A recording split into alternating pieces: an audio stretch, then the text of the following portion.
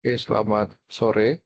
Perkenalkan, nama saya Gede Indra Budiatjana dari kelas TI 0701 dengan NIM 1020524300009. Dan pada kesempatan kali ini, saya mendapatkan tugas di mana saya akan menjelaskan ulang apa yang telah saya pelajari di week 4 materi OR, yaitu Stagecoach Problem dengan source dari Hiller Lieberman dan Introduction to Research dari McGraw-Hill tahun 2021. Sebelumnya, di mana dari secara garis besar materi ini saya mempelajari itu cara menyelesaikan problem dengan roadmap stage per stage, yaitu dari stage 3 sampai final stage hingga mendapatkan solution. Oke, jadi asal muasal dari stage codes problem ini adalah dikonstruk dari ilustrasi mengenai terminologi of dynamic programming. Jadi concern dari sebuah medical fortune seeker di Missouri yang memutuskan untuk pergi ke barat untuk join di Gold Rush di California tahun kurang lebih sekitar abad ke-19. Lalu orang-orang ini karena cukup berbahaya, jadi beberapa wilayah itu masih belum aman untuk dilewati dan ada kemungkinan untuk diserang oleh perampok.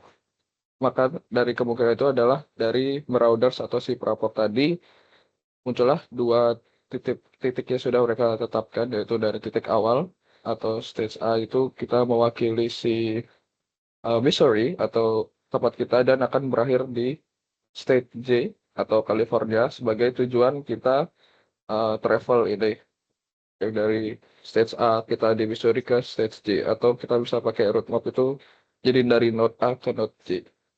Nah, untuk mengurangi risiko dari biaya asuransi jiwa itu, karena concern about his safety, jadi beberapa orang ini berpikir untuk rute yang paling aman itu adalah rute dengan total biaya dengan total biaya asuransi paling rendah, walaupun itu jauh, namun mereka hanya concern dengan biaya asuransi yang paling rendah.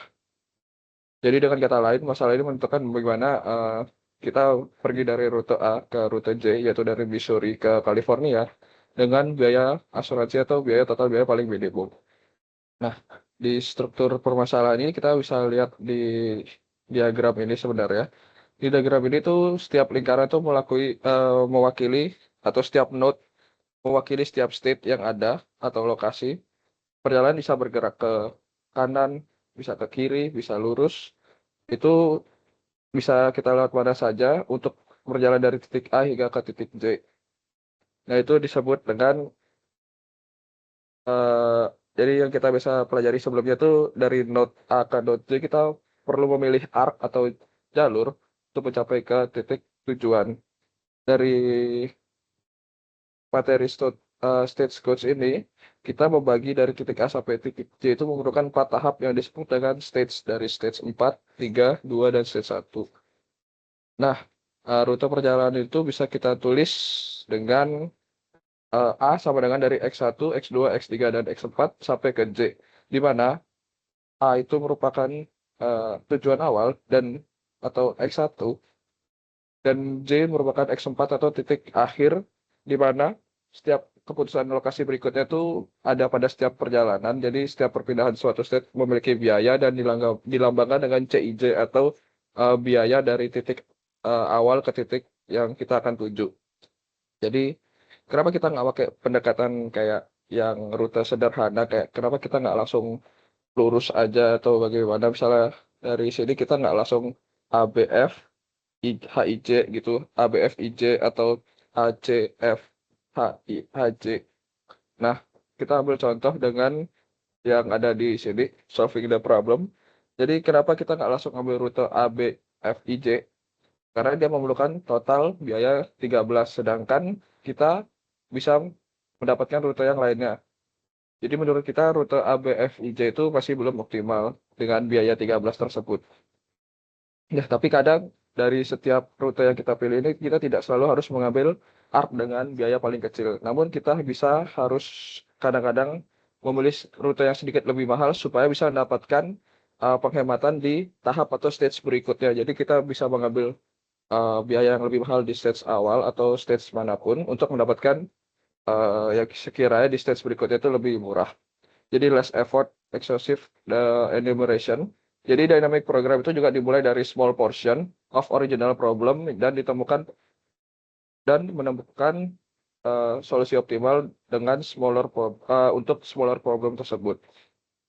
Dengan gradually enlarge the problem, finding current optimal solution. Jadi kita menemukan solusi optimal sementara dan the preceding one until the original problem is solved entirely. Jadi sampai semua masalah yang kita selesaikan ini bisa terselesaikan secara keseluruhan.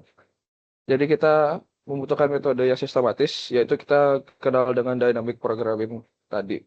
Jadi konsep dynamic programming sendiri itu memecah masalah besar menjadi beberapa sub masalah yang kecil-kecil. Jadi kita bisa menyelesaikannya dari satu persatu masalah yang lebih kecil tersebut. Nah, gitu biasanya kita selesaikan dari tahap paling akhir ke menuju tahap awal atau kita biasa mundur dari stage 4 ke stage 1. Nah, pendekatan yang ini itu disebutnya sama dengan backward recursion. Nah, dari formulasi dynamic programming ini kita bisa mendefinisikan fungsi FNS sama dengan Fn kecil dalam kurung S yang berarti biaya minimum pada stage S sampai ke titik M mencapai tujuan akhir. Nah, tujuan utama yang kita cari itu adalah F1 bintang A. Nah, yang berarti itu biaya minimum dari tujuan A menuju tujuan J. Jadi untuk mendapatkan biaya eh, keseluruhan berarti kita harus mecah dulu menjadi 4 stage seperti konsep awal kita tadi untuk mendapatkan biaya paling minimum dari titik A ke titik C. Dan untuk mendapatkan ya kita harus bertahap mengerjakan dari stage 4, lalu ke stage 3, ke stage 2, baru ke stage 1 sebagai akhir ada. Jadi pada stage 4 ini di akhir perjalanan itu kita memilih ini di stage 4 tersebut di mana n itu sama dengan 4 karena ini merupakan stage keempat. His root drifter is determined by his currently state atau ini. Yang kita state sekarang itu H atau I. Di mana final destination-nya itu adalah X4 atau J yang tadi kita itu. Karena kedua state, kenapa pilih H sama I ini? Karena dari roadmap ini H sama I merupakan state yang melaju langsung ke state J atau tujuan kita. Nah, jadi dari H misalnya itu dari tabel ini bisa kita lihat F4S yaitu 3. Jadi dan I yaitu 4 atau yang bisa kita bilang tuh dari H ke J itu biayanya 3. Sedangkan dari I ke J itu biayanya 4. Seperti yang ada di roadmap. Lalu kita lanjut lagi. Kita sudah menemukan problem di mana kita punya nilai sekarang F4H itu 3 bintang. Sedangkan F4I itu 4 bintang. Kita bisa lanjutkan ke stage 3 di mana when the photo seeker has two more stage. Jadi kita punya 2 stage lagi untuk melaju. Sekarang karena kita berada di stage 3 maka n-nya sama dengan 3. Dengan solution procedure require few calculation kita perlu melakukan beberapa kalkulasi dengan example misalnya kita sekarang berada di stage F di mana karena dari H ke I itu kita bercabang dari F di mana F itu akan bercabang ke stage H dan state I, sorry. Jadi occasion-nya itu bisa didispatkan di mana kita bisa punya sekarang kedua pilihan dari mana kita menuju dari F menuju H dan F menuju I. Jadi kita punya dua pilihan dari stage F ini, kita mundur lagi seperti tadi backward. Jadi dari F menuju H kita punya biaya 6, sedangkan dari F ke I kita punya biaya 3. Nah, namun kita juga harus menambahkan biaya minimum dari stage berikutnya. Jadi kalau misalnya kita pilih H, seperti yang tadi, jadi kita punya total biaya 6 plus 3 yaitu 9. Sedangkan kalau kita memilih I, jadi rute yang tadi, kita punya biaya total 4 ditambah 3 yaitu 7. Nah, karena kita mendapatkan 7 menjadi nilai yang lebih kecil atau lebih optimal, maka kita mendapatkan nilai F3 bintang F besar yang rute tadi kita terakhir itu sama dengan 7. Karena kita memilih rute dari J, I ke F. Atau kita mundurnya seperti itu. Jadi dari J, I ke F. Nah, dari perhitungan yang sama, kita lakukan juga ke stage E dan G, di mana dari stage dan E dan G kita dapatkan seperti pada tabel. Eh, kita bisa lihat dari F3 yang S, X3 dan lain-lainnya, dari E ke H itu 4, dari E ke I itu 8 totalnya, sehingga dari E ke H itu 4. Jadi untuk dari I, dari totalnya jadi 8. Lalu selanjutnya, jadi kita melakukan hal yang sama. Lalu kita akan mendapatkan atau akan berlanjutkan ke stage 2, di mana sekarang N-nya menjadi 2 karena kita berada di stage 2. Jadi misalnya kita berada di stage C yang kita pilih. Misalnya kita akhirnya ada di stage C karena kita menghitungnya dari ini urutan tahap terakhir. Kita bagi ini menjadi stage 3, ini jadi ini jadi stage 4, sorry. Stage 4, stage 3, dan stage 2. Sedangkan stage 1 kita akan memilih jalur awalnya.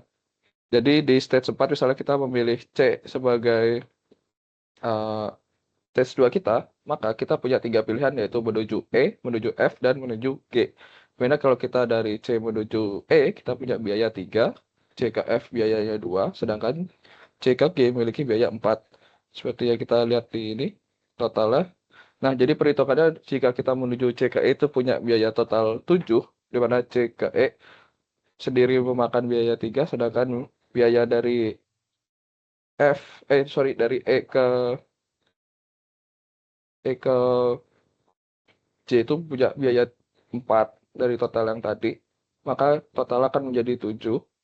Begitupun seterusnya, di mana C ke F berarti 2 ditambah 7, ini biaya sebelumnya menjadi 9, sedangkan C ke G memiliki biaya total 4 plus 6, di mana menghasilkan 10 untuk mencapai ke stage C. Nah, dari semua itu yang kita dapatkan, kita memiliki biaya terkecil, yaitu kita dari C menuju ke E karena memiliki total biaya hanya 7. Sehingga didapatkan cost terkecil, yaitu F2 bintang, C sama dengan 7. Dan immediate destination should be E. Yang X2 itu menjadi E. Jadi kita sudah dapat dari X4 sampai ke X2, di mana di X4 tadi kita sudah mendapatkan rute yang sama, yaitu stage 4 kita punya rute I, lalu kita punya rute yang sebelumnya lagi di stage 3, lalu di stage 2 ini kita punya rute yang itu kita memilih ke dari C ke E. Lalu lanjut, kita masih punya satu stage lagi, di mana stage 1 kita menentukan di mana titik awal kita akan melaju di stage 1 ini. Jadi kan ini untuk recalculation dari stage 2 masih ada lanjutannya, kita diulangi lagi daripada stage B dan stage D. Kita mencoba di mana mendapatkan yields yang tidak lebih kecil daripada yang kita dapatkan sebelumnya. Maka karena dari hasil tabel di atas, in the row, thirds of row, kita dapatkan E dan F memiliki minimizing value of X2 yang tight atau sama. Sehingga either side kita bisa memilih dari state B atau D. Sehingga X2 bisa jadi E atau F. Nah, dari stage 2 tersebut kita melaju lagi ke stage 1, di mana untuk stage 1 ini with all four stage to go, jadi kita punya calculation yang similar untuk menunjukkan for the second stage problem, di mana sebelumnya itu N-nya 2, sekarang N-nya 1. Kecuali sekarang itu ada satu possible starting stage, hanya ada satu possible starting stage, yaitu dari A. Karena yang tadi di stage-stage sebelumnya kita memiliki beberapa opsi untuk memulai, di mana kalau di stage 4 tadi kita punya 2 opsi. Stage 3 ini kita punya 3 opsi titik awal. Stage 2 tadi juga kita punya 3 opsi titik awal untuk berangkat.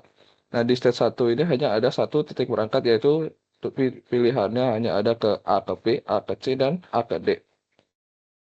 Nah, since the minimum uh, FA ya tadi kita menemukan itu 11, dan X1 bisa jadi C atau D, karena kita seperti melakukan perhitungan yang sama dengan breakdown mundur seperti tadi. Kita mendapatkan di mana kalau kita A menuju B itu totalnya 13, A ke C totalnya adalah 11, dan A ke D juga total adalah 11. Jadi tight untuk ke A dan ke C, A ke D, A ke C dan A ke D, sorry.